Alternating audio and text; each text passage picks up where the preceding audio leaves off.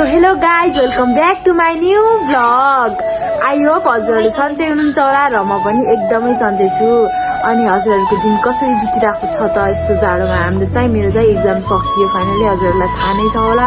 र आज चाहिँ म भ्लग सुरु गर्दैछु बिहानदेखि। अनि त्यसपछि म भर्खर उठे। अब चाहिँ कस्तो छ मौसम हेर्न पाएको छैन, अब मौसम कस्तो छ हेर्नुपर्ने हुनेछ। अनि त्यसपछि अझै बिस्तारै छु म, अब बाहिर जानुपर्ने हुनेछ। अनि भाइ चाहिँ यहाँ बसेर छ। बाबु के छ हाल खबर? कस्तो चलिरहेको आजको दिन? आजको च्यालेन्ज दिन त राम्रो चलेन। राम्रो चलेन? लस्सी त तिमी यसो त लिन सक्नुहुन्छ गाइज। अनि उसलाई चाहिँ म ब्ल्याङ्केटमा फेरि सुताइदिएँ। अब त्यस्तै हो गाइज। सो गाइज अब चाहिँ म बाहिर जान्छु। अनि त्यसपछि मुखहरू धुन्छु। म यति अल्छी कि गाइज, भर्खर उठेर सिधै भ्लग स्टार्ट गरिरहेको छु। अब देख्न सक्नुहुन्छ हजुरहरूले इन्स्टामा हेर्नु होला मेरो भ्लग। सो गाइज आज चाहिँ धेरै दिनपछि यो चाहिँ टुर गएर आएँ फाइनल्ली। कस्तो भयो? अलिकति जाओस् न त टुरको। टुर रमाइलो भयो फर्केपछि। अनि कस्तो लागिरहेको अहिले उहाँको उहाँको वातावरणमा बसेर अहिलेको वातावरणमा आउँदा कस्तो फिल भइरहेको? जाडो भइरहेको? उता गर्मी थियो नाटक हो र। तपाईँ धेरै नबोल्नु कि तपाईँको we don't know who are you. अनि त्यस्तै हो गाइज, देख्न सक्नुहुन्छ यिनीखेरि यस्तै हो, अलिकति धेरै बोल्ने बानी छ होइन, अलि धेरै बोल्ने बानी छ हो कि नै? त्यही हो गाइज होइन, त्यसले आगो बालिरहेको छ बाहिर गएर हो र।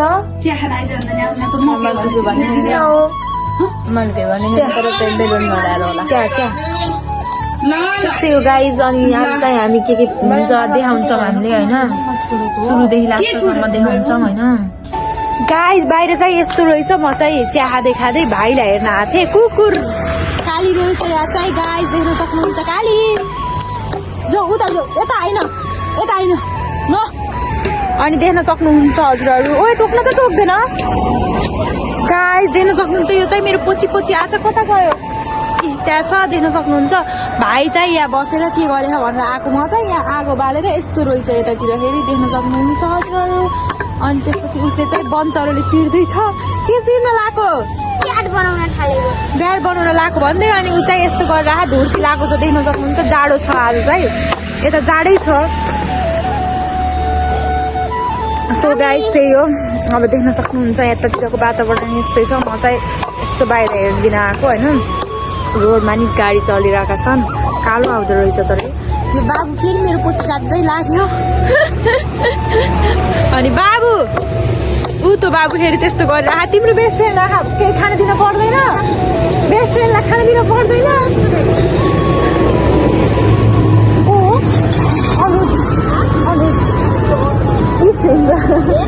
होइन। अनि उसले चाहिँ अनुज भन्नेको वेट गरिरह बाहिर बसेर। अनि त्यसपछि देख्न सक्नुहुन्छ त्यस्तै चलिरहेछ, देख्न सक्नुहुन्छ। जाडो छ निकै नै यतातिर। सो त्यही हो गाइज, आज चाहिँ यत्रो दिनमा घाम लागिरहेको छ हजुरहरू देख्न सक्नुहुन्छ है। अनि त्यसपछि खतरा घाम लागिरहेको छ कि आज। अनि गाडीहरू पनि चलिरहेका छन् रोडमा। अनि अब चाहिँ म रेडी हुनुपर्ने हुनेछ। त्यसपछि हामी निस्किनु पर्ने हुनेछ बहिनी र म आज चाहिँ। अनि त्यसपछि हजुरहरू हेरिराख्नु होला। अनि त्यसपछि त्यही हो गाइज, घाम लागिरहेको छ कि आज चाहिँ कस्तो सुकुन मस्त सुत्ने जस्तो छ छतमा गएर। तर चाहिँ हामी चाहिँ अब कतै निक्लिनु पर्ने हुनेछ, त्यही भएर हामी चाहिँ अब जान्छौँ। हजुरहरू हेरिराख्नु होला, गाडीहरू पनि हिँडिरहेको छन् बाटोमा। अनि त्यस्तै हो। अब चाहिँ हामी जानुपर्ने हुनेछ र अब चाहिँ हामी रेडी भइसकेको छौँ। देख्न सक्नुहुन्छ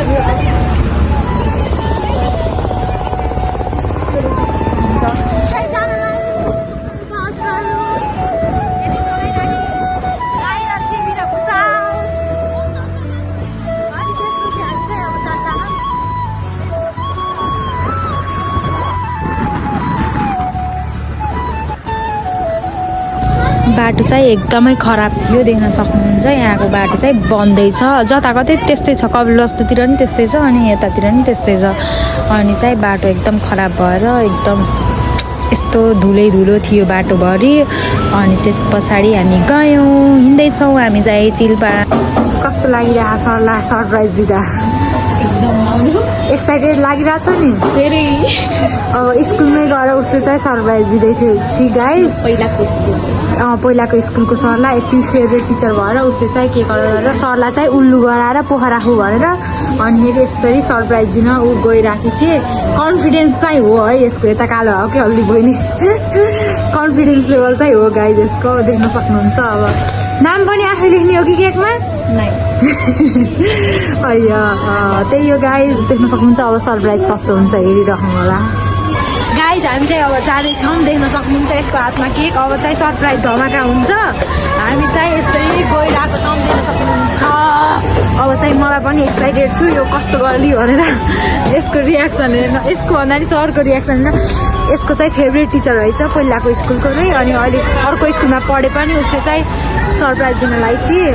अनि त्यसपछि फेरि स्कुलमै गएर दिन्थ्यो। अब कस्तो हुन्छ हेरिराखौँ गाइज। देख्न सक्नुहुन्छ कस्तो लाग्छ, डर लाग्छ किन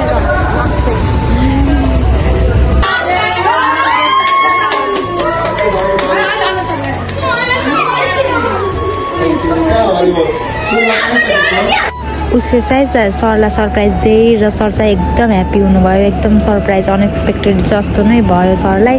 अनि चाहिँ सबै स्टुडेन्टहरू आएको थिए, उसको साथीहरू पनि। अनि उसले सरप्राइज दिए र एकदमै रमाइलो भयो त्यता पनि। अनि सरले केक काटेर उसलाई खुवाइदिनु भयो फाइनल्ली। सबै केटाकेटी त्यही थिए। अनि त्यस पछाडि कस्तो लागिरह आफ्नो स्कुलमा आउँदा तल यसका साथीहरू चाहिँ त्यहाँ छन् गाइज, देख्न सक्नुहुन्छ। ओके ल बाई बाई।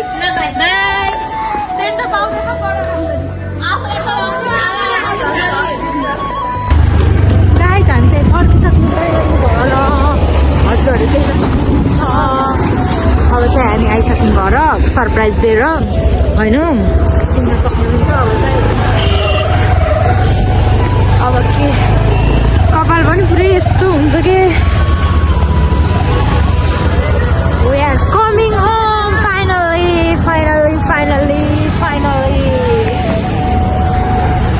कवीर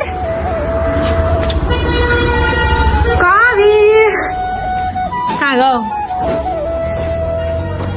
कवीर कता छ? छैन त यार, कवीर चाहिँ छँदै छैन यहाँ गाइज। ओए तेरो मेसेज आला इन्स्टामा आउँदैन। अनि कवीर कता गएछ? कवीर यता पनि छैन गाइज, कता गएछ? अब चाहिँ म खोज्न जान्छु। त्यही माथि छ होला सायद। ओए हामी कति बेर जाने? मेरो आँखामा दिदी के छ? यस्तो छ यिनीहरूको आमा छोराको हालत चाहिँ देख्न सक्नुहुन्छ। घाम ताप्दै आज घाम लाग्यो। अनि यस्तो रहेछ हालत। कवीरलाई देखाउँछु म। कवीर चाहिँ यस्तै मजाले सुतेछ, देख्न सक्नुहुन्छ गाइज। बच्चा जस्तो तरिकाले देख्न सक्नुहुन्छ। घाम ताप्दै दिदी मोबाइल हेर्दै बसिरहनु भयो। केबिना त्यहाँ चाहिँ कस्तो भयो सरप्राइज? कस्तो भयो? ओए पागल राम्रो भयो। अनि गाडीहरू पनि आइरहेको छन्, गइरहेको छन्। यो गाइस देख्न सक्नुहुन्छ नजारा यहाँको यस्तो छ बाँसगढीको। हामी चाहिँ बजार गयौँ त्यसपछि र कवीर चाहिँ पुरा डनपाडामा हिँड्यो। बाँसगढीको बजार चाहिँ मेरो फर्स्ट टाइम थियो। अनि हामी चाहिँ डुलिरहेको थियौँ आनन्दले र कवीरले चाहिँ मोमो खायो, देख्न सक्नुहुन्छ। ऊ चाहिँ के भन्दै खाएर। अनि म चाहिँ चाउमिन खाएँ किनभने मेरो फेभरेट चाउमिन नै हो जहिले नि। त्यसपछि हामी फेरि लाग्यौँ, कता जान लाग्छौँ। देख्न सक्नुहुन्छ हामी चाहिँ यो पुरै त्यो जङ्गल माथि पुग्न लाग्यौँ डाँडामा। त्यहाँ चाहिँ एकदम राम्रो ठाउँ छ अरे घुम्ने जस्तो भनेर हामी चाहिँ पुरा नेचर भएको ठाउँमा हिँडेछौँ।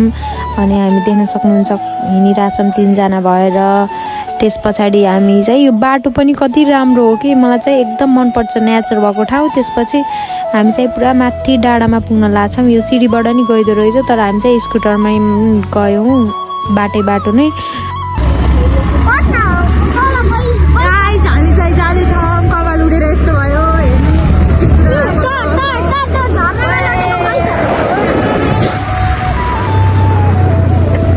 सक्नुहुन्छ हजुरहरू हामी